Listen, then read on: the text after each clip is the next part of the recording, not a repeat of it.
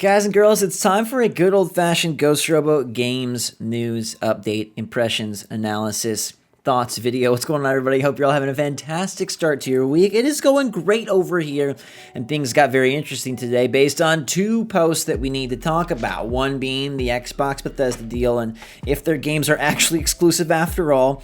And two, this interesting post from GameSpot about Naughty Dog hiring an economy designer for an upcoming multiplayer game. Make sure that like button to support the channel. Let me know in the comments down below your thoughts on this stuff. You may know that I'm, making a lot of Switchforce videos and I focus much of my time on Nintendo, but that doesn't mean I ever sleep on anything else. I pay attention to all the consoles, all the news constantly. And so it's time that we start talking about them again. Let's kick it off with this Naughty Dog thing because the Bethesda stuff is all over and I want to give my take, but Naughty Dog has less buzz right now. But I find it, personally, more interesting. Naughty Dog is hiring an economy designer to help them with a multiplayer game that includes live operations and player progression. So instantly speculation went, oh my gosh, is this what Naughty Dog's working on next? They currently have over 40 positions on their website. They're hiring a bunch. It really seems like they are ramping up for whatever a post-Last of Us 2 Naughty Dog looks like. And yet at the same time, do not forget that Naughty Dog has promised us Factions multiplayer. They've promised us Last of Us 2 multiplayer, and they've said nothing in months and months and months. It was my hope and dream that the game would launch with both a multiplayer and single player component. It's no secret that I love The Last of Us 2. I honestly think The Last of Us 2 is underrated, if that's even possible, but I think that game is that good. I loved Last of Us 1 multiplayer. You can probably check out a bunch of videos on the channel. I was a humongous fan. So the idea of them bringing it back is super exciting. How they do it, free to play, some paid product as DLC for Last of Us 2, we do not know, but this kind of gives us some insight. It looks like they're looking for somebody who will really help make whatever they're making as a games as a service, microtransaction, typical 2021 type product. They say that this economy designer will help Naughty Dog create avenues for self-expression for our players, ensure robust longevity to our games, and give our players great rewards to strive for. Now, I think this is Last of Us 2 multiplayer. I think that Sony is going to peg this as a summer / early fall, late summer, early fall release for PlayStation 5, a system that is struggling to have games come out. We just saw Kena get delayed basically 8 months till August. We've got Ratchet coming out. Horizon seems like an iffy title to release even this year. God of War probably is coming a long way down the line. And both consoles are having a hard time getting exclusives out there. Now, will Last of Us multiplayer be exclusive? Probably not. It'll probably be cross-gen, but it would be a nice selling point to say, hey, we're bringing back your favorite franchise now on PS5 with this exciting new multiplayer, and it's free to play. I think that's the smart way to go, and if you are bringing in an economy designer, if you're looking to ensure robust longevity, if you're looking to give your players great rewards, that sounds like a game that has like a battle pass or some sort of battle, track, some sort of progression, some sort of season, some sort of unlocks, and much more modernized system than what we saw in the last Factions multiplayer, which still had a lot of great progression, a lot of great unlocks, but it was very baked into The Last of Us, and therefore there wasn't opportunity really for them to, do the typical dance, which is how do you exploit the money-making opportunity without making the players hate you. Now, I'm personally, like I said, very, very excited for this. I think the gunplay is much improved in Last of Us 2. I think the system is amazing, and I'll play that game any way you want to give it to me. The graphics are gorgeous. It controls so well. The story and the lore are exceptional. It's brutal. It's bloody. It's bold. It's beautiful. So, you want to give me a Sudoku Last of Us, I'll play it. You want to give me a freaking walking simulator, I'll play it, and I'll absolutely play this multiplayer. But I think this is good news, and, maybe Naughty Dog is also working on a multiplayer game in the future. It's rumored that they're going to be going towards a new IP. We've heard, the idea of space being tossed out there. I'm excited to see what they make next, but I think absolutely this economy designer is for The Last of Us 2 Factions multiplayer that will probably release independently as a solo project and product to help push PlayStation fandom this summer or early this fall. Now let's move on to Bethesda, who is, doing the dance with Microsoft. They've officially tangoed now, as it has been announced that, hey, they're now part of Microsoft. But the big sticking point here is one line in their post. So Xbox Newswire, Phil Spencer talking about, wow, it's exciting. We're getting all these games on Game Pass, yada, yada. This is what we expected. ZeniMax, Bethesda. Then he says, With the addition of the Bethesda creative teams, gamers should know that Xbox consoles, PC, and Game Pass will be the best place to experience new Bethesda games, including some new titles in the future that will be exclusive to Xbox and PC players. It rolls right off the tongue until you read the word, including some new titles in the future. So everybody got up in arms, and I see so many opinions on both sides of the coin. This means that Microsoft isn't getting everything exclusive. This means only deals that were already in existence. This means only multiplayer games. This means only certain franchises. And here is my best guess for you. Microsoft, I don't think, was very well prepared for the Xbox Series X generation. They have no games.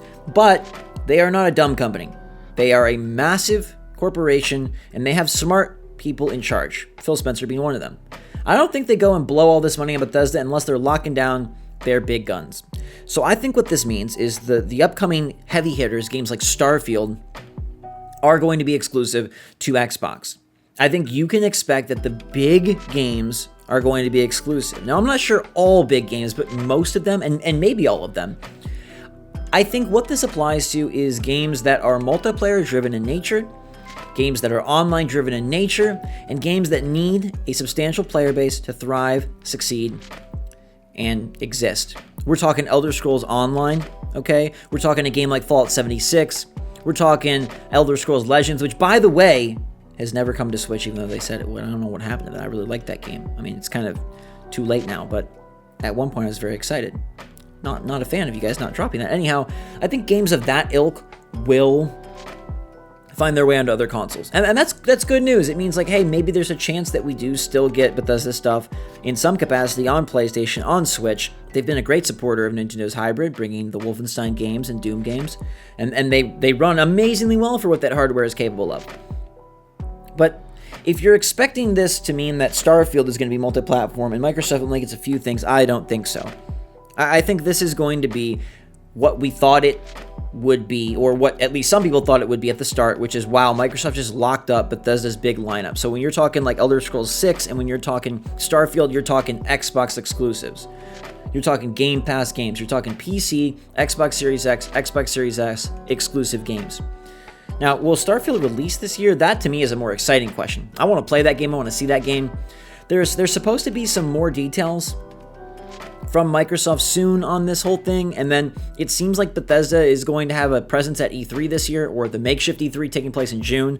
Microsoft and Bethesda hopefully will announce even more of their plans. Bethesda in particular showcasing Starfield. I mean, the game has to be getting close. It's been in development for a long time now, and beyond Deathloop, I mean, Bethesda's got they've got these big projects cooking, and I think it's time they show us what is their next big thing. Fallout 76, there's some fun to be had there, but it really wasn't legendary by Bethesda's main franchise standards. And we know that Elder Scrolls is in the works, but that's probably still a ways off. Starfield is kind of the golden goose right now. That would be incredibly lucrative for Xbox. It would be incredibly awesome for gamers, and it should be a phenomenal game. It's sort of, Bethesda's chance to sort of start fresh, new series, new franchise. They have great pedigree, and now they can level it up. Now they can bring it forward. I personally felt like their games were getting a little bit dusty. A little bit of cobwebs starting to show up in games like Fallout 4, Fallout 76, okay? It's time for something new. And I'm not talking about the Elder Scrolls Blades, okay? I'm talking about Starfield. And, it does suck if it's exclusive and you don't have an Xbox, but honestly, if a game's going to go exclusive anywhere, the best place for it to be exclusive is on Xbox. Why? Because if it's exclusive on PlayStation, most likely it's staying on PlayStation 5 for at least a while. If it's exclusive on Switch, most likely it's going to be on Switch for a while. If it's exclusive on Xbox, two great things. One, it's on PC, so you have another avenue to access it. And two, it's probably going to be on Game Pass, at least at some point, which is fantastic because then you have a really cheap way to access it. Now, I think Starfield is going to be, here's the dicey thing. If the game is exclusive, don't they have less incentive to put it on Game Pass, right? They can put the old stuff on Game Pass, but there's no way that Starfield is coming to Game Pass day one because there's no competition. So if Starfield is exclusive to Xbox, pay $70 for Starfield.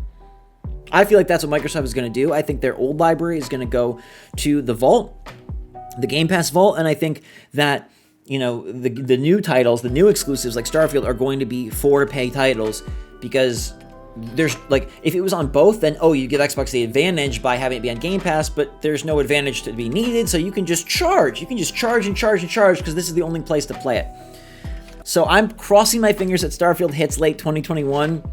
I feel like every game is getting delayed nowadays. We have no idea what the heavy hitters this fall are going to be outside of Halo Infinite, and hey, that game, if any game could get delayed a fourth time or whatever, that game could get delayed. Right now, what's the big stuff for the fall? We're hoping Horizon hits. We're hoping Halo hits. Hopefully Nintendo has something up their sleeve, whether it's Breath of the Wild 2, Mario Kart 9, Switch Pro, I don't know. But I'm a little bit concerned about what are going to be the big Game of the Year type titles for this fall. I mean, inevitably Ubisoft will have something, but those games are okay. They're massively long and kind of samey. Maybe they'll start to mix it up after a while. But I'd love for Starfield to be that game. I think this would be a great opportunity for Microsoft to flex that muscle, Xbox Series X to have a resounding fall, like a huge successful fall. If you could deliver Starfield and Halo Infinite, now you're talking. Now you're putting Series X in the must-have system seller type conversations. I mean, as long as both games are good, which I expect them to be. But yeah, that's my take. I think that this is just going to be some new titles. I think that's Phil Spencer being generous. I think it's Phil Spencer being nice. I think that's Phil Spencer easing into this partnership. I think you're going to see their big games get released on Xbox exclusively, and then some of the stuff that is already existing, some of the stuff that has an online focused infrastructure, some of the stuff that needs to be multi-platform in order to be the game it needs to be, that stuff will still be elsewhere. So this is not 100% lock and key, but I'm telling you, they have secured the bag for the best Bethesda titles. Otherwise, there was no point in buying this in this capacity. No point making this as front-facing a move. It's a big win for Xbox, and it's time for them to put up or shut up. And if they do anything else, I will be floored, I will be sad, and I will be very shocked at Xbox. I think Naughty Dog is bringing Last of Us 2 multiplayer soon. I'm excited for both of these things. Honestly, Starfield and Last of Us 2 multiplayer are two of the most anticipated things out there right now. I can't think of more non-Nintendo things for me that I'm more excited about. Because right now Nintendo has all the buzz for me with Monster Hunter Rise, with all the talk of Switch Pro, with Breath of the Wild 2. I'm ready for more games, guys. I'm ready for next gen to actually become a generation, and not just a big 500-pound brick that plays my old games, because it is time. I know they're still hard to get.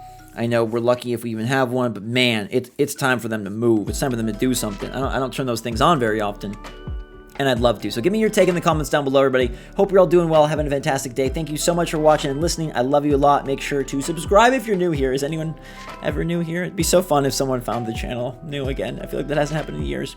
But if you're old, that's okay as well. If you've been here for a year, 10 years, 5 years, 4 years, 6 months, I love you a lot. I appreciate you. Hit that like button if you had fun with me today. Let me know your take in the comments down below. Stay safe, stay healthy, stay happy out there. And until next time, everybody, have a fantastic day. Drink some hot chocolate, and we will see you all later.